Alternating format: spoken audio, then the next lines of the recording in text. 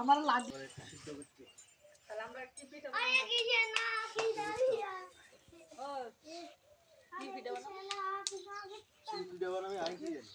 গুড় নাই, তাহলে সাদা পিঠা দিলে গুড় দিয়ে খাওয়া যেত না। অন্তত দোকানও বন্ধ। চালে গুঁড়া করতে গিয়ে 3 ঘন্টা লাগে নাকি, মিক্সার তুরু গুঁড়া করতে 5 মিনিট লাগবে। পুরো কর আমাদের আমার ওইটা মনে করি আমি তো আলোচনা মিক্সার টুকবে না আমার একটা হাত না হাত অল্প অল্প করে দিতে দিতে তো পুরা লাগবে না। আমার তো আজকে সারা